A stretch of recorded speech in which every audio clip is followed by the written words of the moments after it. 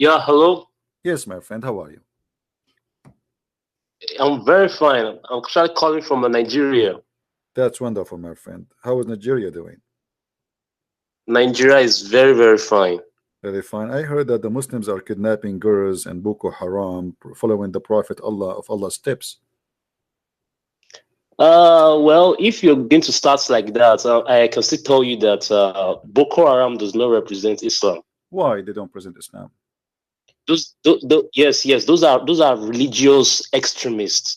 We have them in almost all religions. We have them in Christianity. Really? Yes. Where in Christianity we have Boko Haram?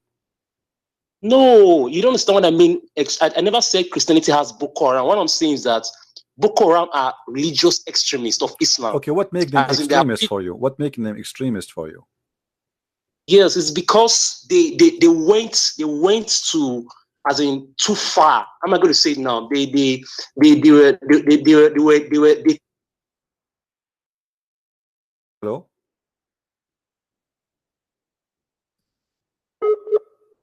I lost him.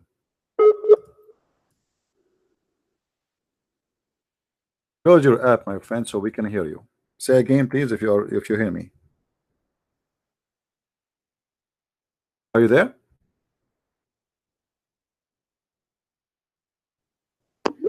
Hello? Yeah, I'm sorry. This is network problem. It's all right, no problem. I understand, my friend. So a terrorist, he don't present Islam, correct? Yes. Okay. What wasn't your prophet a terrorist himself? No. Okay. Say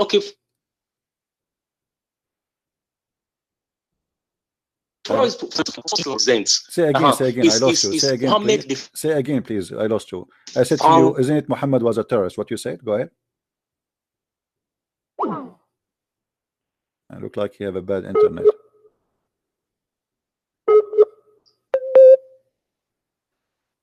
Are you there? Hello. Yes. Close all the apps. Yes, I am. If you have apps running, please close so you can have better internet. All right. Now, wasn't your prophet a terrorist himself? Now the question is, did Islam started from Prophet Muhammad? Okay, hold on. Why you are avoiding the answer? I mean, is your prophet himself was a terrorist? Yes or no? Or are you saying to me that your prophet is not a Muslim? Or he was a bad Muslim? Prophet Muhammad was not a terrorist. Prophet Muhammad was not a terrorist. Well, I have a hadith in front of me. The hadith in front of me, it says Muhammad saying, I've been victorious by terrorism. Okay, no. Let me get this straight. Let me get this straight first. Let me get this straight. I believe. No. Let's get this straight. I believe in the Quran as the word of God. Okay, so you don't believe in the hadith? Are you getting me? You don't believe? No, I don't follow the hadith because. Okay, what if I show you Muhammad? Okay, what if I show you Muhammad is a terrorist from the Quran? Is that fine with you? No, if you're going to quote verses for me from Quran, I'm definitely aware. I don't hear you. What? Verse. Say again. Say again. I said to you, what if I show you? I said to you, what if I show you from the Quran that Muhammad was a terrorist? What you say? What you are going to show me now, you are going to read a verse out of context for me. No, I will let you read for me. I will let you read for me. I will not read for you. It doesn't matter. You read. No, I know what you are going to read, and I can also read also a verse also for that quote that said that you should not, like when you read Surah 60. When you go to Surah 60, my friend, no, I want you to read for me as much as you wish. Chapter 3, verse number 151. It says, "We will cast terror in the heart of those who disbelieve." Hello, can you read? Can you read for me? Can you give it to me in the context? Can you give it to me in the answer of this? Why Allah will cast terror? How He cast terror? Why Allah need terror? Yes. Why? Yes. Okay.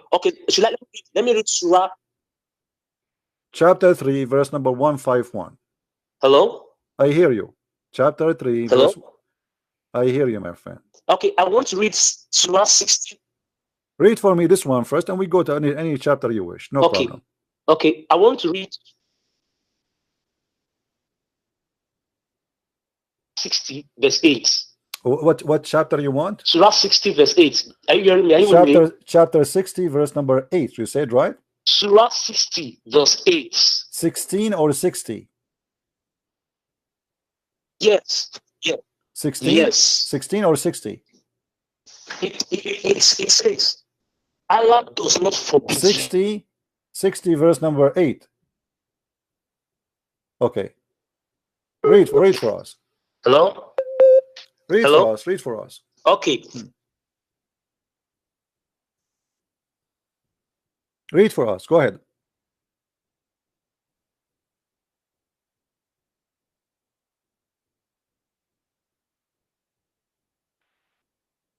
Hello.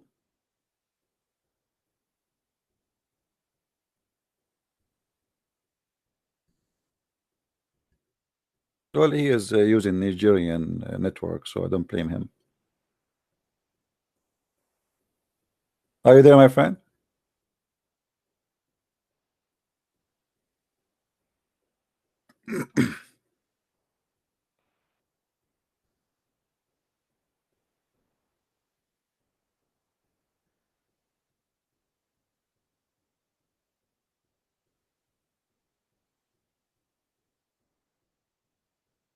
He's gone.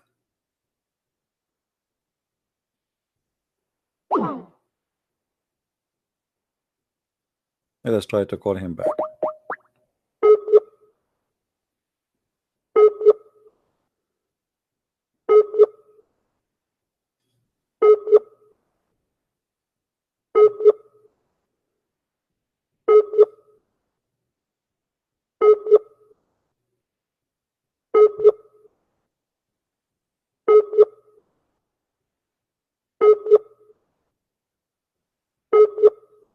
All right, look like he is there. You see, the quote for your verses have nothing to do with our topic. Muhammad, he have Islam in stages. When Muhammad is weak, he cannot fulfill his attack and his killing. So he say, well, we will not fight those who didn't fight, only those who kicked you out from your land, right? Okay. But this is what Muhammad did. At that stage, Muhammad was trying to send a message to the rest. I am not an enemy for you. I want to fight my people who they kick me out of my land. But the fact nobody kicked him out from his land. Muhammad the coward himself, he ran away because simply people don't like him no more. He got busted.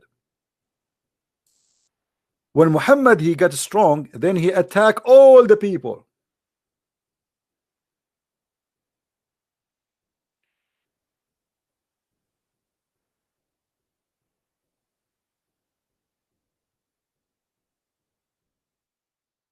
The Muslims, they call for us, or they quote for us abrogated verses in the Quran to fool us.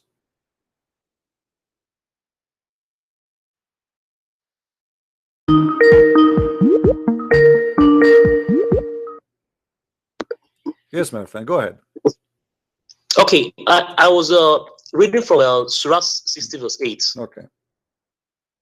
I was talking about tolerance, as in fighting not against people that did not fight against you on account of your religion. So but this particular verse now is referring to. But isn't it the Quran says anyone who refuses Allah messenger and his religion is an enemy and he is in war with you? No, you're not getting it. See, in Islam, there is no compulsion religion. Surah chapter 2, verse 256 said it, that there is no more compulsion religion. My friend, that verse, Even the Muslims they quote for me is a stupid verse, have nothing to do what you are saying. That verse Muhammad was saying that if you try to force your children not to convert to Islam, you have no right to do so. But you cannot. Okay. This is not about the Muslims. You cannot force somebody to convert to Islam. It's the opposite. You cannot force someone not to convert to Islam. In Islam, let me ask you. According to Islam, if a person he leave Islam, what is the punishment? Punishment if you leave Islam. I cannot say the way the Quran gave a punishment for leaving Islam. But what may I know now from the Quran? I don't know if you're with me. Hello? I hear you. Go ahead. What is the Good. punishment? Now, What is the if you punishment, my check friend? Surah chapter What 10, is the verse punishment? 99. Let us not to go around the bushes. What is the Now, punishment I for want to tell leaving? you about that What is tolerance. the Now, you're punishment, saying, my friend? you're What is the saying there punishment? is, you're saying that they force people to become a Muslims. My friend, what is the Now, punishment for leaving Islam? My friend, let us answer the question first. What is the punishment for leaving Islam? From the Quran. Give me anywhere. According to you as a Muslim, what is the punishment for? See, God, it's only God that decides on who is going to believe or not, and the final judgment for the person. Because Surah chapter 10 verse 99 said, I don't hear you. You see, he will not give an answer. How you say to me? How you say to me in Islam there's no terror? In Islam there's no. What I'm trying to answer. Listen. I am asking you a very simple question. What is the penalty according to Islam? You as a Muslim, according to your understanding, what is the penalty of leaving Islam? The punishment is in the hands of God. It is God who will decide what to do with the person. The punishment is the punishment of God? Because it's not a man. A man cannot decide. Whosoever that is telling you that you have to maybe flog the person or denounce the person or take away the properties of the person, that the person is right. I'm not getting your answer. What is the punishment? What is the punishment? Okay, what is the punishment if I leave Islam according to Islam? According to the Quran, it is God that will decide for whosoever leaves Islam. It's God who decides who will leave Islam. Yes, no, it's God who will decide the punishments for whosoever. Where is the verse that says Allah will decide the punishment? Can you show it to me? Okay, let me read a particular verse from Surah 10 verse 99. It says, "And had your Lord willed, those on earth would have believed, all of them together. So will you then compel mankind until they become believers? Okay. It is not for any person to believe except by the leave of Allah." Okay, let me show you from the Quran.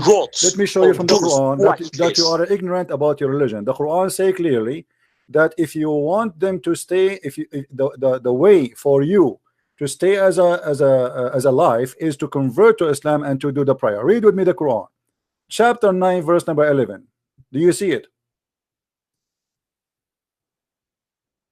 But if they repent and establish the worship and pay the zakat, the translation here is false, then don't kill them, and they are your brothers in religion. So what is the condition not to kill them? If they convert and they do you hear me? Hello? Abdul, are you there?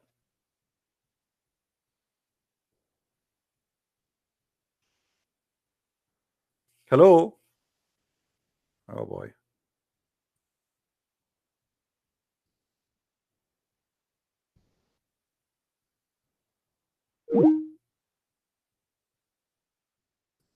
Let us call him again.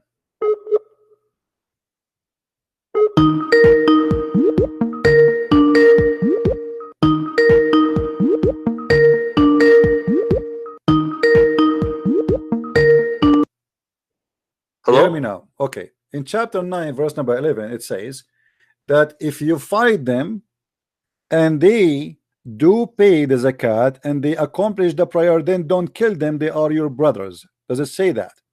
Yeah.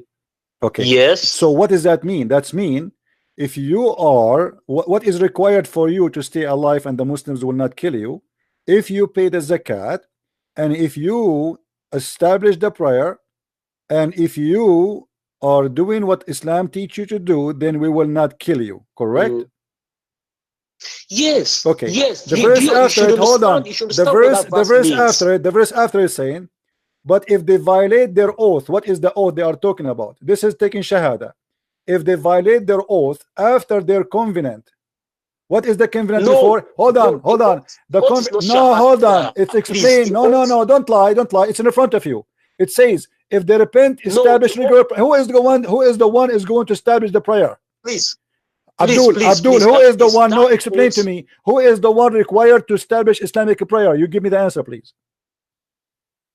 Not the oath. You're saying the oath. They go against the My oath. friend, my friend, I'm asking you. You are the one who says to me, don't take things as out of context, right? Okay, the context in front of us, the verse number 11, verse number 12. Now, if they establish the prayer, if they repent, and they establish the prayer, and they do the zakat, there we go. We lost the connection again. Are you there? Hello? Okay, my friend. So yes, I am. If they pray, we don't kill them. If they pray and pay zakat, okay. Do you hear me? You hear me? Hello? I hear you. Do you hear me?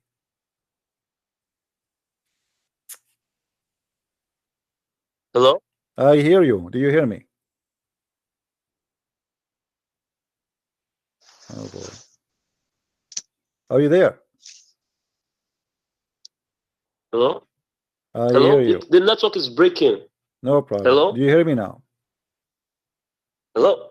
Hello? Do you hear me now? Yeah, I can hear you. I can hear you now. As you see in verse number 11, it says that if they pray to Allah and establish the regular prayer. Surah chapter what? Surah chapter what? Chapter 9, verse number 11. So if they establish the prayer and they practice the zakat, they pay the zakat, and they practice the faith as Allah taught, then don't kill them. They are your brothers in religion. But if they violate their oath, what is the violate of their oath? They don't practice no more, they don't pray no more, they don't pay the zakat, then we kill them. Okay. Look at verse 13 of the same chapter you're reading from. Are you seeing verse 13? They said, will you not fight a people who have violated their oaths and intended to expel the messenger? Yeah, because they left Islam. Because they left Islam. Yeah, they left Islam. That's what I'm saying. They are Muslims. They are Muslims, and now they establish what he's saying for you.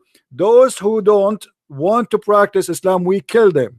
Those, if they start, it says in front of you. Okay, why you? Okay, hold on. So if a person he's against Allah, and he practiced the salah, and he practiced the zakah, and he convert to Islam, you will not kill him, correct? Yes. Now, do you know why? Okay. Do you know why? But then it says, listen. What is the verse after it saying? If they became kuffar, does it say the word kuffar there? Here we go again.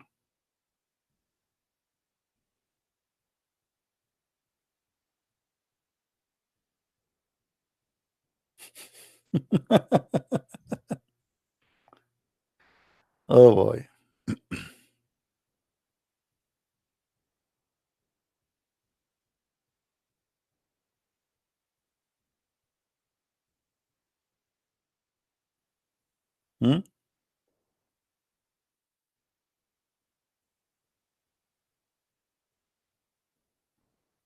That's endless. I think I'm wasting my time here. Take care, my friend. Take care.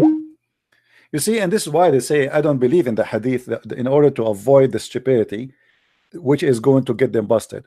So I don't believe in the hadith, and this is the only way they think they can get away with this, but you cannot. You cannot.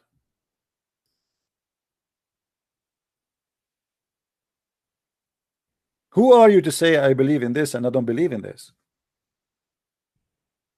The penalty, all the Muslims around the world agree that the penalty of leaving Islam is death. The Quran used the word terrorism. Not only that, even you cut the fingertips of those who don't believe in Allah. Muhammad, he ordered to fight in chapter 9, verse number 29, the same chapter, for this guy who is not able to call me and contact me. The same chapter, he says why he want to kill the Christian, not because they are fighting him. The Christian never fought Muhammad. Muhammad is the one who sent letters to the Christians, to the Roman at that time, and he forced those who they are Christians in the Arabian Peninsula, if they are exist, to convert to Islam. Fight those who do not believe in Allah, not the one who's fighting you. The one was fighting him according to Muslim books and even the Quran, it was the mushrikeen. The Christian did not have a war with Muhammad, never attacked him, never did any harm to him. Fight them and kill them unless they pay they pay the jizya.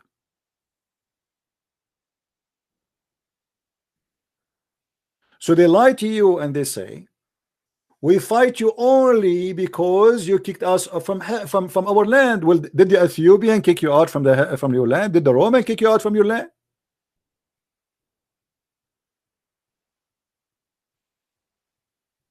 Until the end of the 7th centuries, which mean more than 100 years after Muhammad, not a single person speak Arabic in Jerusalem, not a single person speak Arabic in Damascus, not a single person speak Arabic in Iraq, because simply there's no Arab there. It is you who took their land.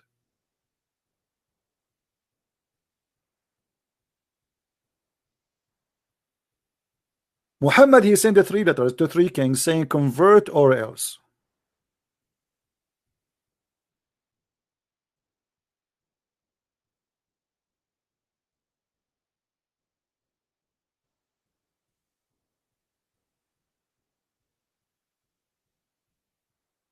Muhammad, he established a covenant with the disbelievers, and he said to them, we will have a peace agreement. In the same chapter, when Muhammad gets stronger, he said, declaration of immunity from Allah and his messenger to those pagan who you have contracted a mutual alliance. So here we go. We wash my hand from all the agreement. I will not kill you unless you fight me. Declaration. Muhammad, now he became strong. He signed a peace agreement until he is ready to kill them all, and now he is ready to go. In the same chapter, it says, verse number 191.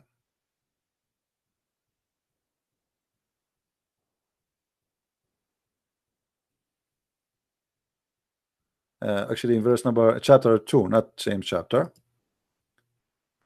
Let us go. This chapter is very long, very funny, disgusting at the same time. So you will see here Muhammad saying the following.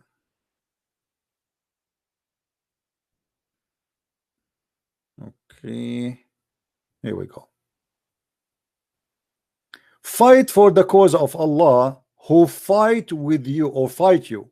But who is the one who fight you? Christian prince now is in war with Allah. Kill him.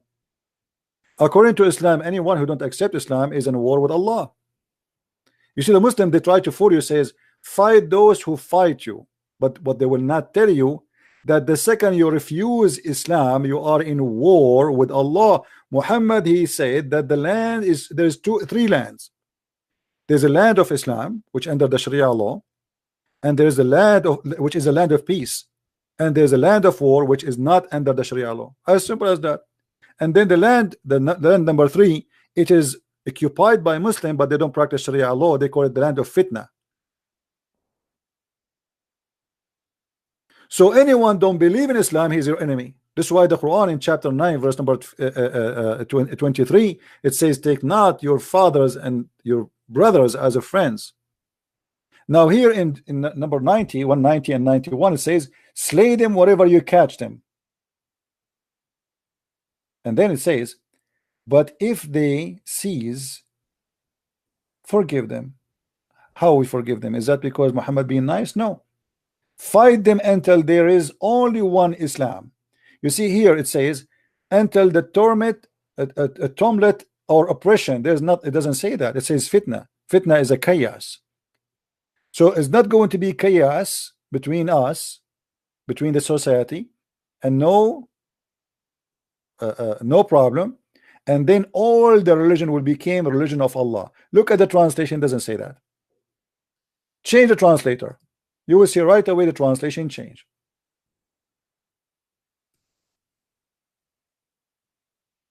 Let us see someone else, or let us see, I don't know, all of them, they are funny. Ahmed Raza Khan, let us see, this is new.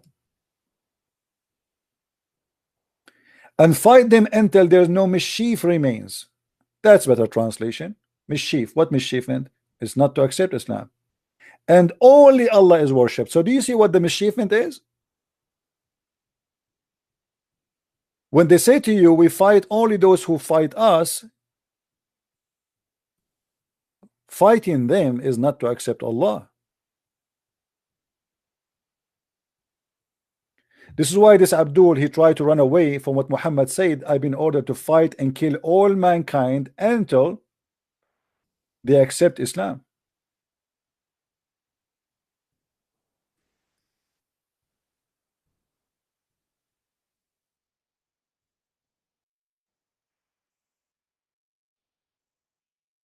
That's why they try to run away from it and say, oh, I believe only in the Quran. But the Quran is in total agreement with this. I have been commanded to fight against the people. Till what? Till they stop fighting me? No.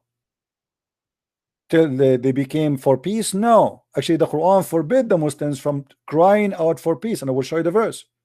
So I have been commanded that I would fight against the people till they declare that there's no God but Allah. So what is the condition to cease fire? Is to declare there's no God but Allah. And what else? And when they profess that there's no God but Allah, their blood and their money is granted by security. So Muhammad is saying clearly, if you don't convert to Islam, I will kill you, I will take your money. Muhammad in different hadith, he make it more clear that even if you don't pray, if you don't do zakat, if you don't do salat, if you don't even eat as we eat, if you don't pray in the direction of we pray, still he will kill you, even if you say shahada.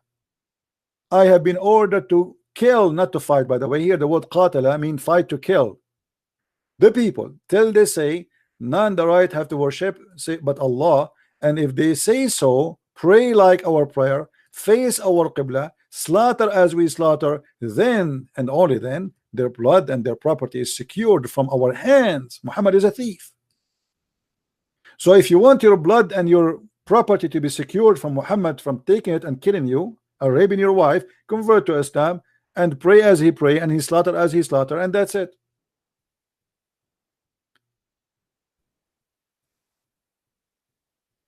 Muslim, they quote for you verses which is not valid no more. As an example, can a Muslim cry for peace?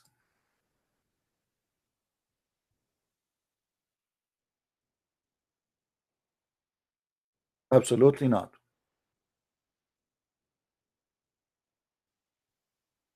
A Muslim only can sign a peace agreement only if he is weak, the same as Muhammad did in chapter 9. Be weary and faint-hearted, crying for peace when you should be the uppermost. What does that mean? Israel today is uppermost, not the Muslims. So it's okay to sign peace agreement with Israel. But this is not a peace agreement. This is temporarily.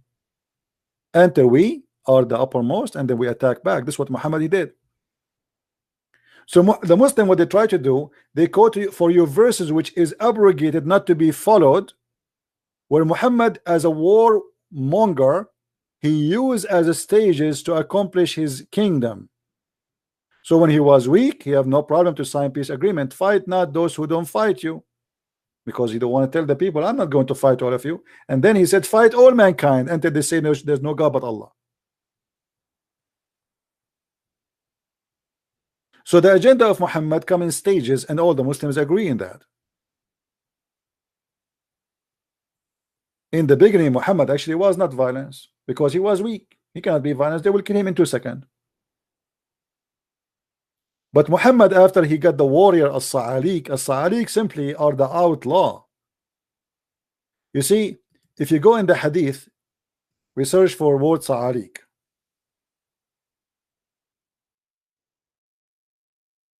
You can search for the word Sa'alik in Wikipedia. Sa'alik simply is the outlaw.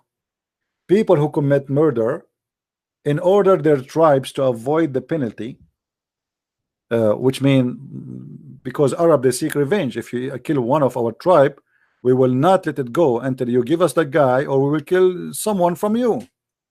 So if somebody is a murderer or a rapist, like let's see from your tribe, somebody he raped somebody from my tribe. So what we do now? You have to give me that guy so we can kill him. If you don't do that, then we will kidnap a woman from yours and we will rape her. This is what they do. So in order to avoid such a thing, they kick out their son who commit that crime, who is a murderer or a rapist, and they announce that this person have nothing to do with our tribe no more, and his blood is for free. You want to get him, go get him.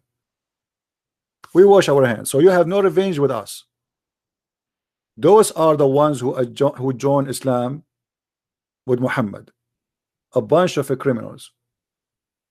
And look what it says in Arabic, and I change in Muslim to say I am lying. أبشروا يا معشر صعاليك المهاجرين. صعاليك المهاجرين. صعاليك is the criminals. Muhammad, he have nothing but the criminals who follow him. And Muhammad, he sent a letter to the Sa'alik saying to them, for now you fight for no reason except money, but if you join me, you fight for Allah and money, because you will get your reward. What is the reward? The same, but now you became a hero because you are fighting for God. So you are a criminal, join me.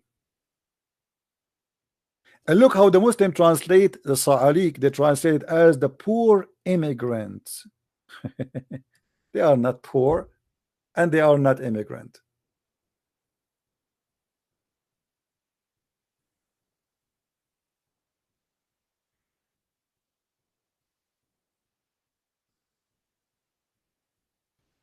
There's a very well-known war. It's called the War of Apostate. The War of Apostate, and I changed it in Muslim to say to me that Abu Bakr was an idiot and he is not a good Muslim too.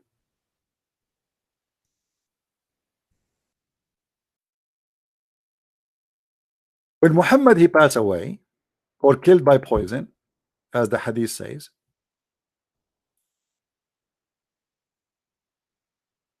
many people stop paying zakat and stop praying to Allah, and they don't want to be Muslims because simply they've been forced to convert to Islam.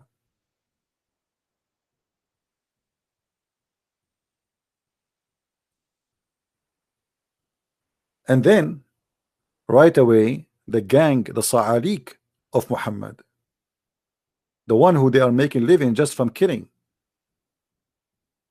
they decide to go in war to force again people paying money.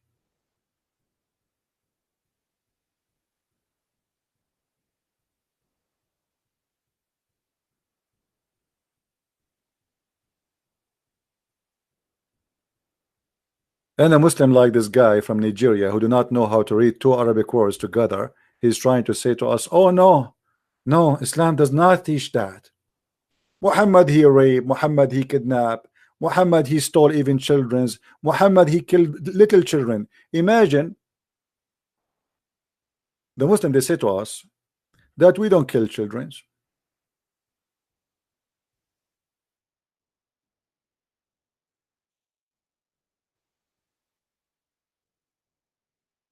That's a big fat lie. This is a Jew. He been forced into Islam. Speaking about what happened to him, he is from Bani Qurayza. I was among the captives of Bani Qurayza.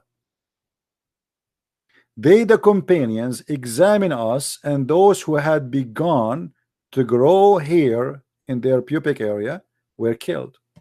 That means you are just 9 years old. You know, I told you, Middle Eastern, we are hairy. Since early age, you have a hair on your body. So if you are 9 or 8 years old and you have some hair there, they kill you.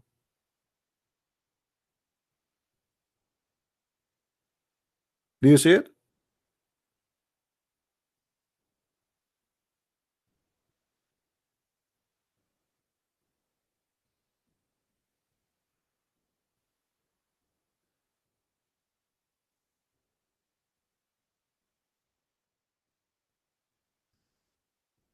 And this is terrorism. Okay, now they are not fighting you. You see that? You see the lie? They say to us that we fight only those who fight us. Okay, now those are your prisoners. Even the Quran says that take no prisoner, kill them all. Take no prisoners.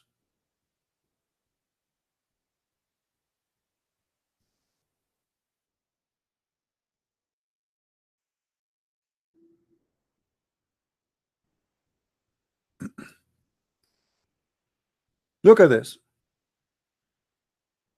It is not fitting for the Prophet that he should have a prisoners of war. So what do you do with them? He killed them.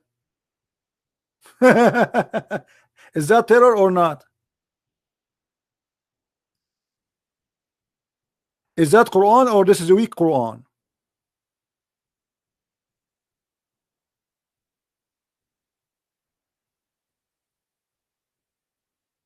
What do you mean kill the prisoners? Why you want to kill them? They surrender their arms. The same what happened to the Jews, the stupid Jews. They put their arms down. They thought he is going to be a man of justice. He's claiming to be a prophet of God. Okay, we will not fight you. He slaughtered more than 900 men after they put down their arms. Stupid. At least if you fight, you will kill from the enemy as much as you can before they kill you. This is why if you fight an Islamic army, never surrender. You saw what ISIS is doing. They burn them alive.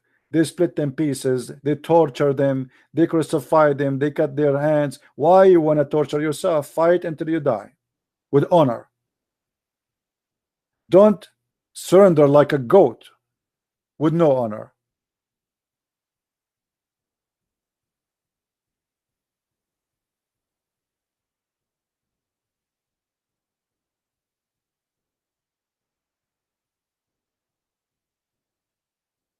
As you see, it's not fitting for a prophet to take prisoners.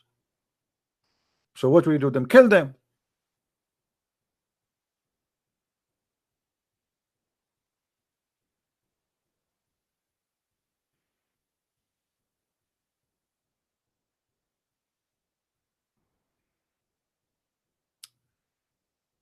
That is not a hadith. And this is again about apostasy, but we did not go there because this guy he hung up. We did not reach that point. You see, when you want to get a Muslim busted, you have to go step by step, right? But anyway, if you go to chapter 18, verse number 74, you will see that the child who, because he will leave Islam, the Prophet Al-Khadr, Allah ordered him to kill the person. But he's a boy. This is apostasy.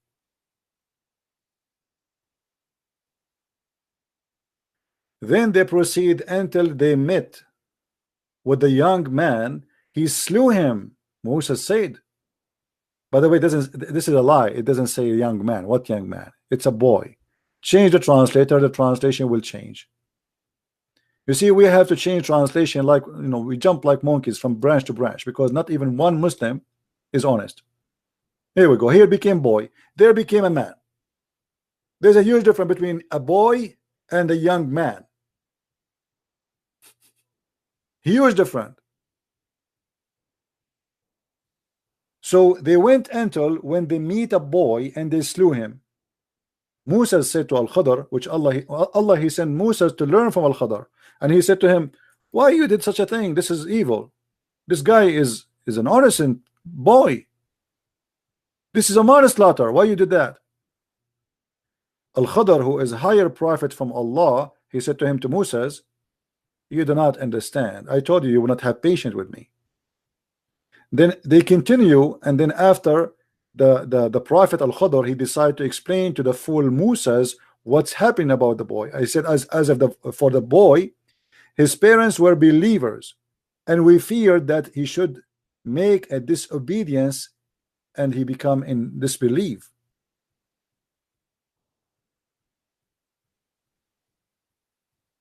You will notice here the word kufr is taken off. It says wa kufran.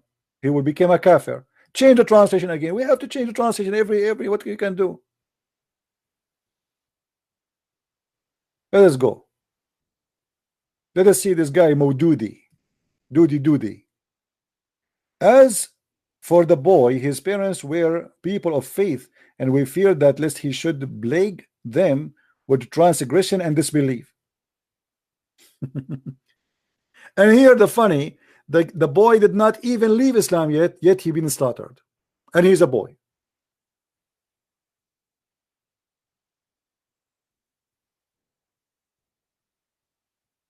Oh, we can show us tons of reference.